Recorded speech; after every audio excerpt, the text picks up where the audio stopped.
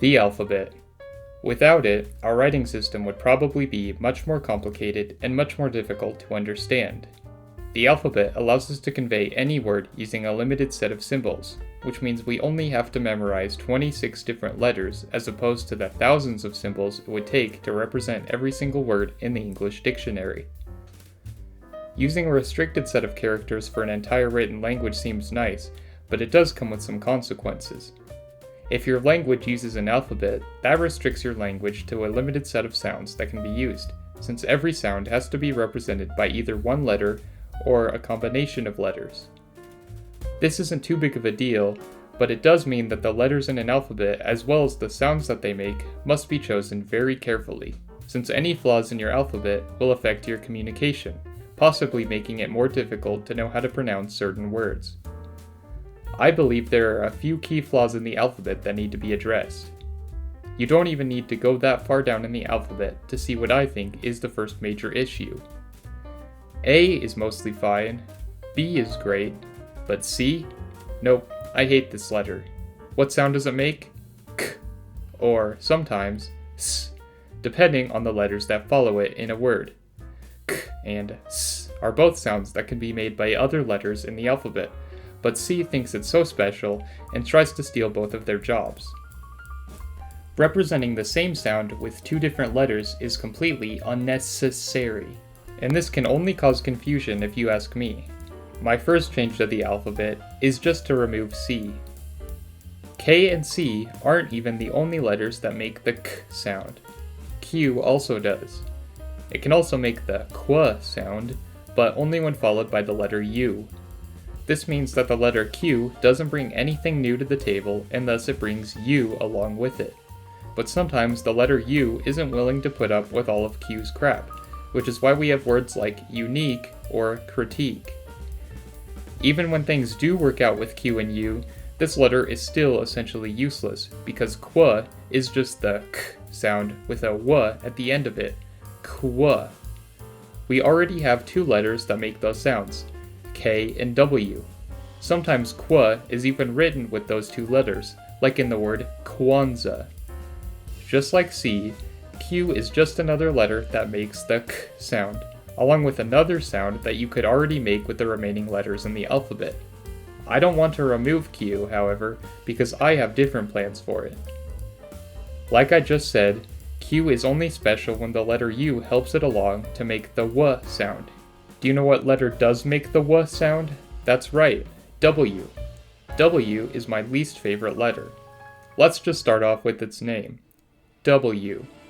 This is actually important, because the main purpose of the alphabet is to simplify communication, and initials are a part of that.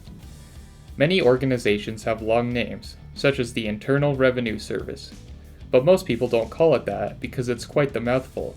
Instead, we call it the IRS, which is pronounced with less than half of the syllables required to say Internal Revenue Service. This is such a common practice because every letter is pronounced with only one syllable, meaning the initials of something will never use more syllables than the original phrase. That is, with the exception of W. Let's go through the entire alphabet real quick. A, B, C, D, E, F, G, H, I, J, K, L, M, N, O, P, Q, R, S, T, U, V, W, X, Y, Z. Not only is W the only letter in the alphabet to be pronounced with more than one syllable, but it has the audacity to take not just two, but three syllables to pronounce. That's just taking it a bit too far if you ask me. Some phrases don't need to be shortened with initials, such as World Wide Web, which only takes 3 syllables to say. Unfortunately, when referring to websites, instead of saying World Wide Web, we usually say www. That's 3 times as many syllables to say something that didn't need any shortening to begin with. Just imagine how much time we would all save if we didn't have to say www all the time. All of this just goes to show that W is completely useless when it comes to initials. I bet you thought that when I brought up W's name, I was going to attack it for being called W, when it's clearly a double V. And guess what? If that's what you thought, then you were correct. Why can't this letter get anything right? Now if you remember what I said about keeping the letter Q despite its shortcomings, you might see where I'm going with this. Q clearly wants to have the W sound in it, because it's always desperately trying to get the letter U's attention so it can say KW instead of just K. Maybe the letter Q saw W's incompetence and tried to make up for it, but alas, it was forced to be in the K club with K and C. I think it deserves another chance, so I decided that Q only makes the W sound now. Sure, it'll take some getting used to, but it will make our alphabet more consistent and our initials easier to pronounce. Goodbye W, hello Q version 2.0.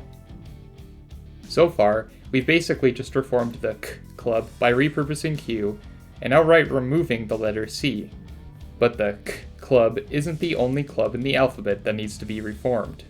Within the alphabet, there are two well-known and well-established cliques. We have the vowel club and the consonant club. The vowel club consists of the popular rich letters that have a much higher prestige. The consonants make up all of the other sounds, and there are a lot more of them. You can't just let anyone into the vowel club. Its members are unforgettable.